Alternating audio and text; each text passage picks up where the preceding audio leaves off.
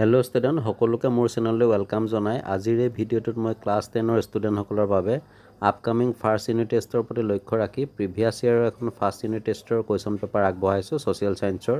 তো ইয়াৰ জৰিয়তে তোমালোকে কেনেকুৱা ধৰণৰ কুৱেশ্যন আহে গম পাবা, লগত এটা আইডিয়া পাবা আৰু লগতে ইয়াৰ পৰা কমনো আহিব পাৰে। এখন সুন্দৰ প্ৰশ্ন কাকত হয় আৰু তোমালোকৰ স্কুলসমূহত যেতিয়া ফাৰ্ষ্ট ইউনিট টেষ্ট আৰম্ভ হ'ব তেতিয়া তোমালোকে কুৱেশ্যন পেপাৰবোৰ মোৰ হোৱাটছআপ নম্বৰত পঠিয়াবলৈ নাপাহৰিবা। মই যিমানখিনি পাৰোঁ সলিউশ্যন কৰিম, লগতে নিজৰ নাম আৰু এড্ৰেছ দিবা। তো আহা তেতিয়াহ'লে আমি কুৱেশ্যন পেপাৰখন ডিছকাছ কৰোঁ। আৰু ইয়াৰ পূৰ্বে কওঁ, কোনোবা যদি প্ৰথমবাৰৰ বাবে মোৰ চেনেললৈ আহিছে, চেনেলটো ছাবস্ক্ৰাইব কৰি ন'টিফিকেশ্যনটো অন কৰি ৰাখিবা যাতে এনেধৰণৰ ভিডিঅ'সমূহ তোমালোকে লাভ কৰি থাকা। তো আহা আমি কুৱেশ্যন পেপাৰখন এতিয়া ডিছকাছ কৰোঁচোন। কুৱেশ্যন পেপাৰখনৰ ছেকশ্যন 8 মুঠ 25টা MCQ দিছে। তাৰ ভিতৰত 1 নম্বৰটো দিছে 11 মাৰ্চ 1906 তাৰিখটো উল্লেখযোগ্য, কাৰণ আমাক অপশ্যনসমূহ দিছে। অপশ্যন এ বংগদেশ পুনৰ একত্ৰীকৰণ হয়, অপশ্যন বিত দিছে এণ্টি চাৰ্কুলাৰ ছ'চাইটি গঠন হয়, অপশ্যন চিত দিছে জাতীয় শিক্ষা পৰিষদ গঠন হয় আৰু অপশ্যন ডিত দিছে মুছলিম লীগ গঠন হয়। আমি ছ'চিয়েল ছায়েন্সৰ ভূগোল খণ্ডটোত পাইছিলোঁ যে ৰাসবিহাৰী বসুৰ অধ্যক্ষতাত কলিকতাৰ টাউন হলত 11 মাৰ্চ 1906 তাৰিখে অনুষ্ঠিত সভাত জাতীয় শিক্ষা পৰিষদ নামৰ জাতীয় শিক্ষাৰ শীৰ্ষ অনুষ্ঠানটো গঠন হয়। গতিকে ইয়াত শুদ্ধ অপশ্যনটো হ'ব অপশ্যন চি, ভাৰতীয় শিক্ষা পৰিষদ গঠন হয়। নেক্সট কুৱেশ্যন নম্বৰ 2টোত দিছে বংগবাসীৰ স্বাক্ষৰসহ যুগুতোৱা প্ৰতিবাদী আবেদন ইংলেণ্ডত গৈ ভাৰতৰ সচিবৰ ওচৰত অৰ্পণ কৰা জাতীয় কংগ্ৰেছৰ প্ৰতিনিধি দুজন আছিল। তো এই কুৱেশ্যনটোৰ আমাক যি 4টা বিকল্প উত্তৰ দি দিছে, তাৰ ভিতৰত শুদ্ধ উত্তৰটো হ'ব অপশ্যন বি, লালা লাজপত ৰায় আৰু Gopal Krishna Gokhale. Next question number 3ত দিছে সঞ্জীৱনী পত্ৰিকাৰ সম্পাদক আছিল option A Krishna Kumar Mitra, B Bhupendranath Dutta, C Satish Chandra Mukhopadhyay আৰু অপশ্যন ডিত অৰবিন্দ ঘোষ। 1904 খ্ৰীষ্টাব্দৰ 6 জুলাইত প্ৰকাশিত সঞ্জীৱনী পত্ৰিকাৰ সম্পাদক আছিল কৃষ্ণ কুমাৰ মিত্ৰ। গতিকে ইয়াত শুদ্ধ অপশ্যনটো হ'ব option A, Krishna Kumar Mitra. Next question number 4ত আমাক দুটা উক্তি দিছে। এই উক্তিটো দিছে বংগ বিভাজনৰ আভ্যন্তৰীণ কাৰক আছিল শাসনৰ সুবিধাৰ্থে বিশাল বংগপ্ৰদেশক দ্বিখণ্ডিত কৰা। এই উক্তিটো ভুল, কাৰণ শাসনৰ সুবিধাৰ্থে বিশাল বংগপ্ৰদেশক দ্বিখণ্ডিত কৰা এইটো বাহ্যিক কাৰকহে আছিল, আভ্যন্তৰীণ কাৰক নহয়। আৰু বি অপশ্যনত দিছে বংগ বিভাজনৰ বাহ্যিক কাৰক আছিল হিন্দু মুছলমানৰ মাজত একতা ভাঙি দিয়া। এইটো ভুল হয়, কাৰণ এইটো বাহ্যিক কাৰক নহয়, এইটো আছিল আভ্যন্তৰীণ কাৰক। ব্ৰিটিছৰ এইটো এটা চক্ৰান্ত আছিল। গতিকে ইয়াত আমাক যি 4টা অপশ্যন দি দিছে, তাৰ ভিতৰত শুদ্ধ অপশ্যনটো হ'ব অপশ্যন ডি, এ আৰু বি উভয়ে অশুদ্ধ। নেক্সট কুৱেশ্যন নম্বৰ 5ত আমাক এটা উক্তি দিছে, এছাৰচন দিছে। এই স্বদেশী আন্দোলনৰ সময়ত সৰ্বমুঠ 62খন মাধ্যমিক আৰু 3000খন প্ৰাথমিক জাতীয় বিদ্যালয় গঢ়ি উঠিছিল। এই উক্তিটো সত্য হয়। আৰু ইয়াৰ যিটো যুক্তি, ৰিজনটো দিছে বংগপ্ৰদেশ চৰকাৰৰ মুখ্য সচিব আৰু R.W. কাৰ্লাইলে জাননী যোগে ছাত্ৰসকলক বিদ্যালয় এৰিবলৈ সকীয়াই দিছিল। এইটো অসত্য, কাৰণ বংগপ্ৰদেশ চৰকাৰৰ মুখ্য সচিব R.W. কাৰ্লাইলে জাননী জাৰি কৰি ছাত্ৰসকলক আন্দোলনত ভাগ নল'বলৈহে সকীয়াই দিছিল, বিদ্যালয় এৰিবলৈ সকীয়াই দিয়া নাছিল। তো এই কুৱেশ্যনটোৰ আমাৰ শুদ্ধ অপশ্যনটো হ'ব অপশ্যন এ, শুদ্ধ কিন্তু আৰ অশুদ্ধ। নেক্সট কুৱেশ্যন নম্বৰ 6ত আমাক 4টা উক্তি দি দিছে ABCD। তাৰ ভিতৰত কোনটো উক্তি শুদ্ধ আমি বাছি উলিয়াব লাগে। প্ৰথমটো এ নম্বৰ উক্তিটো দিছে স্বদেশী আন্দোলন এটা সৰ্বাত্মক আন্দোলন হ'ব পৰা নাছিল, এইটো অসত্য। আৰু বিটোত দিছে স্বদেশী আন্দোলনে কেৱল বংগদেশত সীমাবদ্ধ আছিল, এইটো অশুদ্ধ। চিটোত দিছে স্বদেশী আন্দোলন কেৱল বিদেশী পণ্য বৰ্জনৰ মাজতে সীমাবদ্ধ আছিল, এইটো অশুদ্ধ। আৰু ডিত দিছে বংগদেশত গঢ়ি উঠা স্বদেশী আন্দোলনটোৱে বংগদেশৰ সীমা অতিক্ৰম কৰি এটা সৰ্বভাৰতীয় ৰূপ পৰিগ্ৰহণ কৰিছিল, এইটো শুদ্ধ। গতিকে ইয়াৰ ভিতৰত শুদ্ধ উক্তিটো হ'ব option D. Next question number 7, তলত দিয়া কোনবিধ বা কোনবোৰ সামগ্ৰী সম্পত্তি কিন্তু সম্পদ নহয়। আমাক অপশ্যনসমূহ দিছে অপশ্যন এ বিষ, বি ৰাসায়নিক কীটনাশক দ্ৰব্য, চি মাটি, ডি এ আৰু বি দুয়োটা। আমি জানো যে সম্পদ হ'বলৈ হ'লে বস্তু এটাৰ কাৰ্যকাৰিতা আৰু উপকাৰিতা দুয়োটা গুণ থাকিব লাগিব। আৰু ইয়াত দিয়া অপশ্যনসমূহ যদি চাওঁ, এ আৰু বিত যিকেইটা আমাক দিছে এইকেইটাও কেতিয়াও সম্পদ নহয়, কাৰণ ইহঁতৰ কাৰ্যকাৰিতা আৰু উপকাৰিতা নহয়। গতিকে এই কুৱেশ্যনটোৰ শুদ্ধ অপশ্যনটো হ'ব অপশ্যন ডি, এ আৰু বি দুয়োটা। নেক্সট কুৱেশ্যন নম্বৰ 8টোত দিছে তলৰ কোনটো এটা ব্যক্তিগত সম্পদ। অপশ্যন এ কৰ্মদক্ষতা, বি নৈ, চি অৰণ্য, ডি বায়ু। ইয়াত নৈ, অৰণ্য, বায়ু কেতিয়াও ব্যক্তিগত সম্পদ হ'বই নোৱাৰে। গতিকে ইয়াত শুদ্ধ অপশ্যনটো হ'ব অপশ্যন এ, কৰ্মদক্ষতা। নেক্সট কুৱেশ্যন নম্বৰ 9ত এটা উক্তি দিছে এছাৰচন প্ৰতিৰোধকক ভৱিষ্যতে সম্পদলৈ ৰূপান্তৰ কৰিব নোৱাৰি। এই উক্তিটো অসত্য কাৰণ মানুহৰ সুপ্ৰচেষ্টাৰ ফলত প্ৰতিৰোধকক সম্পদলৈ ৰূপান্তৰ কৰাটো সম্ভৱ। আৰু ইয়াৰ যিটো ৰিজনটো দিছে কাৰণটো দিছে প্ৰতিৰোধক মানুহৰ বাবে ক্ষতিকাৰক, এইটো সত্য হয়। গতিকে এই কুৱেশ্যনটোৰ আমাক যি 4টা অপশ্যন দি দিছে তাৰ ভিতৰত শুদ্ধ অপশ্যনটো হ'ব অপশ্যন বি, এ অশুদ্ধ কিন্তু আৰ শুদ্ধ। নেক্সট কুৱেশ্যন নম্বৰ 10 সম্পদ সংৰক্ষণৰ নৱপ্ৰচলন প্ৰক্ৰিয়াৰ এটা উদাহৰণ হৈছে। আমাক অপশ্যনসমূহ দিছে অপশ্যন এ পানীৰ পৰা বৰফ প্ৰস্তুত কৰা, বি দিছে ৰাসায়নিক সাৰৰ সলনি জৈৱ সাৰৰ প্ৰয়োগ, চি দিছে জ্ঞান আৰু শিক্ষাৰ সম্প্ৰসাৰণ, আৰু অপশ্যন ডি দিছে কৃত্ৰিম ৰবৰৰ সলনি প্ৰাকৃতিক ৰবৰৰ প্ৰয়োগ। তো ইয়াত আমাক যি 4টা অপশ্যন দি দিছে তাৰ ভিতৰত নৱপ্ৰচলন প্ৰক্ৰিয়াৰ উদাহৰণটো হৈছে অপশ্যন বি ৰাসায়নিক সাৰৰ সলনি জৈৱ সাৰৰ প্ৰয়োগ। কুৱেশ্যন নম্বৰ 11ত দিছে পৰিৱেশ সুৰক্ষাৰ বাবে গঠন হোৱা বিজ্ঞান আৰু পৰিৱেশ কেন্দ্ৰ এটা। অপশ্যন এ আন্তঃৰাষ্ট্ৰীয় সংস্থা, অপশ্যন বি ৰাষ্ট্ৰীয় সংস্থা, অপশ্যন চি ৰাজ্যিক সংস্থা, আৰু অপশ্যন ডি দিছে জিলাভিত্তিক সংস্থা। আমি পাঠ্যপুথিত পাইছিলোঁ যিটো বিজ্ঞান আৰু পৰিৱেশ কেন্দ্ৰ অৰ্থাৎ centre for science and environment, এইটো এটা বেচৰকাৰীভাৱে প্ৰতিষ্ঠিত হোৱা সংস্থা বুলিহে পাইছিলোঁ। তো ইয়াত আমি শুদ্ধ অপশ্যন হিচাপে ধৰিব লাগিব অপশ্যন বি ৰাষ্ট্ৰীয় সংস্থা। নেক্সট কুৱেশ্যন নম্বৰ 12ত দিছে 10ম শ্ৰেণীৰ ছাত্ৰী আভাই সম্পদ সংৰক্ষণ প্ৰক্ৰিয়া ফলপ্ৰসূ কৰি তুলিবলৈ আৰু জনসাধাৰণৰ মাজত এই বিষয়ে সচেতনতা বৃদ্ধি কৰিবলৈ 5 জুন 2024 তাৰিখে এখনি বাতৰ নাট কৰাৰ আঁচনি লৈছিল। আভাৰ এই আঁচনি সম্পদ সংৰক্ষণৰ কোনটো পদ্ধতিৰ লগত জড়িত? মোৰ বোধেৰে এই কুৱেশ্যনটোৰ শুদ্ধ অপশ্যনটো হ'ব লাগে অপশ্যন চি জ্ঞান আৰু শিক্ষাৰ সম্প্ৰসাৰণ। তো তোমালোকে কমেণ্ট কৰি জনাবাচোন তোমালোকৰ মতে ইয়াৰ কোনটো অপশ্যন শুদ্ধ হ'ব। নেক্সট কুৱেশ্যন নম্বৰ 13ত দিছে সংবিধান সভাৰ প্ৰথমখন বৈঠক বহিছিল। অপশ্যন এ 1946 চনৰ 8 ডিচেম্বৰ তাৰিখে, অপশ্যন বি 1946 চনৰ 9 ডিচেম্বৰ তাৰিখে, অপশ্যন চি দিছে 1946 চনৰ 10 ডিচেম্বৰ তাৰিখে, আৰু অপশ্যন ডি 1946 চনৰ 11 ডিচেম্বৰ তাৰিখে। আমি পাইছিলোঁ যে সংবিধান সভাৰ প্ৰথমখন বৈঠক বহিছিল 1946 চনৰ 9 ডিচেম্বৰ তাৰিখে। সংবিধান সভাৰ প্ৰথম বৈঠকত সভাপতিত্ব কৰিছিল ইয়াৰ জ্যেষ্ঠ সদস্য ডক্টৰ সচিদানন্দ সিনহাই। তো ইয়াত দিয়া অপশ্যনসমূহৰ ভিতৰত শুদ্ধ অপশ্যনটো হ'ব লাগে অপশ্যন বি 1946 চনৰ 9 ডিচেম্বৰ তাৰিখে।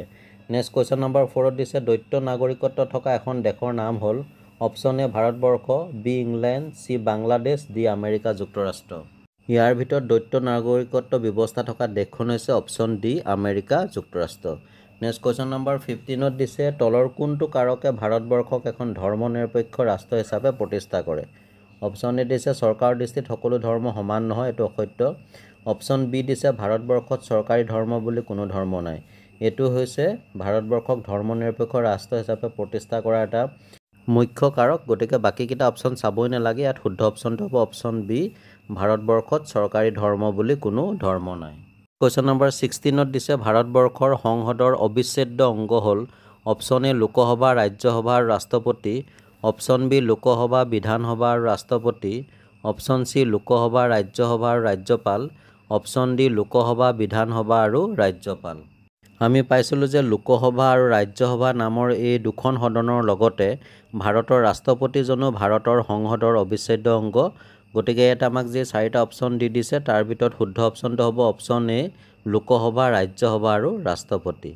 নেক্সট কুৱেশ্যন নম্বৰ 17ত দিছে গঠনত যুক্তৰাষ্ট্ৰ কিন্তু আদৰ্শত এককেন্দ্ৰিক বুলি তলৰ কোনখন দেশক অভিহিত কৰিব পাৰি? আমাক অপশ্যনসমূহ দিছে অপশ্যন এ আমেৰিকা যুক্তৰাষ্ট্ৰ, B Australia, C Bharatvarsha, D Bangladesh. ইয়াত শুদ্ধ অপশ্যনটো হ'ব লাগে মোৰ বোধেৰে অপশ্যন এ আমেৰিকা যুক্তৰাষ্ট্ৰ। তো তোমালোকে কমেণ্ট কৰি জনাবাচোন কোনটো ইয়াত শুদ্ধ অপশ্যন হ'ব। নেক্সট কুৱেশ্যন নম্বৰ 18 চিডবিৰ মুখ্য কাৰ্যালয় ক'ত অৱস্থিত? চিডবি মানে হৈছে small industries development bank of India, অৰ্থাৎ ভাৰতীয় ক্ষুদ্ৰ উদ্যোগ উন্নয়ন বেংক, আৰু ইয়াৰ মুখ্য কাৰ্যালয় হৈছে লক্ষ্ণৌত অৱস্থিত। গতিকে ইয়াত দিয়া অপশ্যনসমূহৰ ভিতৰত শুদ্ধ অপশ্যনটো হ'ব option C Lucknow. Next question number 19ত দিছে নাবাৰ্ড প্ৰতিষ্ঠা হৈছিল। Option A 1982, option B 1983, option C 1984 আৰু অপশ্যন ডি 1985। আমি পাইছিলোঁ যে 1982 চনত নাবাৰ্ড অৰ্থাৎ national bank for agriculture and rural development গঠন কৰা হৈছিল, স্থাপন কৰা হৈছিল। আৰু গতিকে ইয়াত দিয়া অপশ্যনসমূহৰ ভিতৰত শুদ্ধ অপশ্যনটো হ'ব অপশ্যন এ 1982। তোমালোকে নাবাৰ্ডৰ ফুল মিনিংটো চাবা, এইটো প্ৰায় এক্সামত আহি থাকে, মনত ৰাখিবা। নেক্সট আহিলে কুৱেশ্যন নম্বৰ 20 অৰ্থনৈতিকভাৱে পিছপৰা অঞ্চলসমূহৰ উদ্যোগলৈ ৰেহাই সুদৰ হাৰত কোনটো বেংকে ঋণ আগবঢ়ায় option A SIDBI option B NABARD option C IDBI option D RBI তো ইয়াত অৰ্থনৈতিকভাৱে পিছপৰা অঞ্চলসমূহৰ উদ্যোগলৈ ৰেহাই সুদৰ হাৰত ঋণ আগবঢ়োৱা বেংকটো হৈছে অপশ্যন চি IDBI অৰ্থাৎ industrial development bank of India. Next question number 21 দুটা যুক্তি দিছে এটো দিছে চলিত আমানতত সঞ্চয়কাৰীয়ে জমাৰ এটা অংশহে প্ৰয়োজন অনুসৰি উলিয়াই আনিব পাৰে কিন্তু আনটো অংশ উলিয়াবলৈ হ'লে বেংকৰ আগতীয়া অনুমতিৰ প্ৰয়োজন হয়। আমি পাইছিলোঁ যে সঞ্চয় তিনি প্ৰকাৰ এটা হৈছে চলিত আমানত স্থিৰ আমানত বা কালা আমানত আৰু এটা হৈছে সঞ্চয় আমানত। ইয়াৰ ভিতৰত সঞ্চয় আমানতৰ ক্ষেত্ৰতহে জমাৰ এটা অংশ আমানতকাৰীয়ে প্ৰয়োজন অনুসৰি উলিয়াই আনিব পাৰিব কিন্তু আনটো অংশ উলিয়াবলৈ হ'লে বেংকৰ আগতীয়া অনুমতিৰ প্ৰয়োজন হয়। কিন্তু আমাক ইয়াত কি বুলি দিছিলে চলিত আমানত গতিকে প্ৰথম উক্তিটো অসত্য হয় আৰু বি নম্বৰ দিছে স্থিৰ আমানতত চেকৰ সহায়ত সঞ্চয়কাৰীয়ে যিকোনো সময়তে উলিয়াই আনিব নোৱাৰে এই উক্তিটো সত্য হয়। তো ইয়াত আমাক যি চাৰিটা অপশ্যন দিছে তাৰ ভিতৰত শুদ্ধ অপশ্যনটো হ'ব অপশ্যন বি এ অশুদ্ধ বি শুদ্ধ। নেক্সট কুৱেশ্যন নম্বৰ 22 আমাক প্ৰতিষ্ঠাৰ কাল অনুসৰি শুদ্ধ ক্ৰমটো বাছি উলিয়াবলৈ দিছে পুৰণাৰ পৰা নতুনলৈ। তো ইয়াত আমাক চাৰিটা বেংক দিছে bank of Hindustan Guwahati bank reserve bank of India risks bank Sweden. তো এইকেইটাক আমি প্ৰতিষ্ঠাৰ কাল অনুসৰি পুৰণিৰ পৰা নতুনলৈ সজাব লাগে।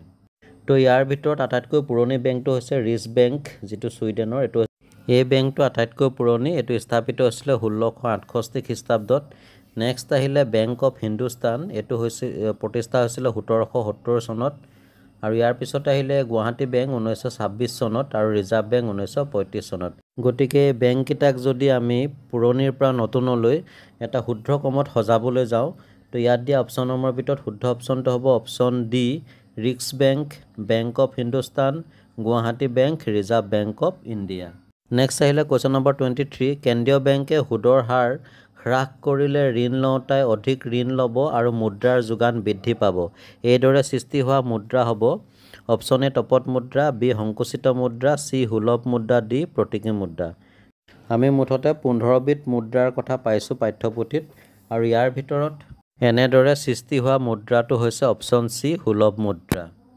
নেক্সট কুৱেশ্যন নম্বৰ 24 মুদ্ৰাৰ মুখ্য কাৰ্য দুটা চিনাক্ত কৰা অপশ্যন এ বিনিময়ৰ মাধ্যম সা সামগ্ৰীৰ মূল্যৰ মাপকাঠি অপশ্যন বি স্থগিত দেনা পাওনাৰ মানদণ্ড বিনিময়ৰ মাধ্যম অপশ্যন চি মূল্যৰ ভাণ্ডাৰ সা সামগ্ৰীৰ মূল্যৰ মাপকাঠি অপশ্যন ডি বিনিময়ৰ মাধ্যম মূল্যৰ ভাণ্ডাৰ।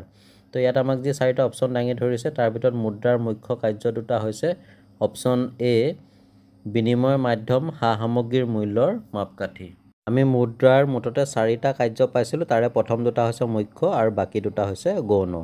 নেক্সট কুৱেশ্যন নম্বৰ 25 বৰ্তমান ভাৰতীয় ৰিজাৰ্ভ বেংকৰ গভৰ্ণৰজনৰ নাম কি option A Raghuram Rajan B Urjit Patel C Shaktikanta Das D YV Reddy. বৰ্তমান ৰিজাৰ্ভ বেংকৰ গভৰ্ণৰজনৰ নাম হৈছে সঞ্জয় মালহোত্ৰা যিটো ইয়াত নাই যিটো কুৱেশ্যন পেপাৰখন 2024 হয়। তো ইয়াত আমাৰ অপশ্যন চিত দিছে শক্তিকান্ত দাস তেখেতে 2025 চনৰ ফেব্ৰুৱাৰী মাহলৈকে ভাৰতীয় ৰিজাৰ্ভ বেংকৰ গভৰ্ণৰ হিচাপে কাৰ্যনিৰ্বাহ কৰিছিল। তো ইয়াত দিয়া অপশ্যন নম্বৰৰ ভিতৰত অপশ্যন চিটোৱে শুদ্ধ হ'ব কিন্তু মনত ৰাখিবা বৰ্তমান ৰিজাৰ্ভ বেংকৰ গভৰ্ণৰজনৰ নাম হৈছে সঞ্জয় মালহোত্ৰা তেখেত বৰ্তমান 26th governor of reserve bank. So' dear student ইমানতে কুৱেশ্যন পেপাৰখনৰ ছেকশ্যন এ অৰ্থাৎ MCQৰ পাৰ্টটো শেষ হৈছে। নেক্সট ছেকশ্যন বিত কেইটামান আমাক কুৱেশ্যন এনচাৰ কৰিবলৈ দিছে 3 and 4 মাৰ্কছৰ তাৰে প্ৰথমটো দিছে ছেকশ্যন বিৰ 26 নম্বৰটো দিছে বংগভংগ আঁচনিৰ অন্তৰালত থকা তিনিটা দূৰভিসন্ধি লিখা। ইয়াত কি অভিসন্ধি ৰাখি ব্ৰিটিছ চৰকাৰে বংগ বিভাজন কৰিব বিচাৰিছিলে তো তিনিটা আমাক কাৰণ দিবলৈ দিছে। 1 নম্বৰটো লিখিব পাৰা ঐক্যবদ্ধ বংগ এটা বৃহৎ শক্তি দ্বিখণ্ডিতকৰণে বৃহৎ বংগ শক্তিক ভাঙি চিঙি চুৰমাৰ কৰা। 2 নম্বৰ পইণ্টটো লিখি দিব পাৰা হিন্দু মুছলমানৰ মাজত একতা ভাঙি দিয়া আৰু 3 নম্বৰ পইণ্টটো লিখিব পাৰা জাতীয়তাবাদৰ প্ৰাণকেন্দ্ৰ বংগ প্ৰদেশক দ্বিখণ্ডিত কৰি হিন্দু বঙালী আৰু বুদ্ধিজীৱীসকলক দুইখন প্ৰদেশতে সংখ্যালঘুত পৰিণত কৰা। নেক্সট কুৱেশ্যন নম্বৰ 26ত আমাক দিছে বংগভংগ আঁচনিৰ 4টা দফা লিখা। এইটো তোমালোকৰ পাঠ্যপুথিতে আছে খুব সুন্দৰকৈ তোমালোকৰ সমাজ বিজ্ঞানৰ ইতিহাস খণ্ডৰ পেজ নাম্বাৰ 6 আৰু 7ত তাৰ পৰা তোমালোকে অলপ শ্বৰ্টকৈ লিখিবা। নেক্সট কুৱেশ্যন ইয়াতে নাইবা বুলি আৰু এটা কুৱেশ্যন দিছে, স্বদেশী আন্দোলনৰ সময়ছোৱাত বংগদেশৰ জাতীয় শিল্পৰ বিকাশ সম্পৰ্কে লিখা। এই কুৱেশ্যনটোৰ এনচাৰ তোমালোকৰ পাঠ্যপুথিত সমাজ বিজ্ঞানৰ যিটো ইতিহাস খণ্ডৰ তাৰ পেজ নাম্বাৰ 13 আৰু 4ত আছে, তাৰ পৰা তোমালোকে লিখিব পাৰিবা। নেক্সট আহিলে কুৱেশ্যন নাম্বাৰ 28, স্বদেশী আন্দোলনৰ 4টা অৱদান লিখা। ইয়াৰ আনচাৰটো পাবা তোমালোকে ইতিহাস খণ্ডৰ 17 আৰু 18 পেজত, তাৰ পৰা সুন্দৰভাৱে লিখিব পাৰিবা। তো এনেদৰে তোমালোকে বাকী কুৱেশ্যনবিলাকো প্ৰেক্টিছ কৰিবা, যথেষ্ট ইম্পৰ্টেণ্ট হয়। ইয়াৰ পৰা নিশ্চয় তোমালোকৰ এক্সামত কমন পৰাৰ পূৰ্ণ সম্ভাৱনা আছে। তো কুৱেশ্যন পেপাৰখন তোমালোকলৈ আগবঢ়ালোঁ, আশা কৰোঁ নিশ্চয় তোমালোকৰ বাবে হেল্পফুল হ'ব। আৰু যদি তেনেধৰণে বিবেচনা কৰিছা, যিমান পাৰা শ্বেয়াৰ কৰিবা ফ্ৰেণ্ডলৈ, যাতে সকলোৱে ইয়াৰ পৰা উপকৃত হয়। আৰু ইয়াৰ পিছতে মই নেক্সট ভিডিঅ'সমূহত মেথছ, ছায়েন্স, ইংলিছ, জিঅ'গ্ৰাফী আৰু হিন্দীৰ ফাৰ্ষ্ট ইউনিট টেষ্টৰ কুৱেশ্যন পেপাৰ আগবঢ়াম তোমালোকলৈ, যাতে তোমালোকৰ হেল্প হয়। আৰু গতিকে কোনোবা যদি নতুনকৈ আহিছে, চেনেলটো ছাবস্ক্ৰাইব কৰি ন'টিফিকেশ্যনটো অন কৰি ৰাখিবা। তো চাই থাকিবা RB লাৰ্ণ কাম এণ্টাৰটেইনমেণ্ট। আজিলৈ আহোঁ, আন এটা ভিডিঅ'ত পুনৰ লগ পাম। ধন্যবাদ।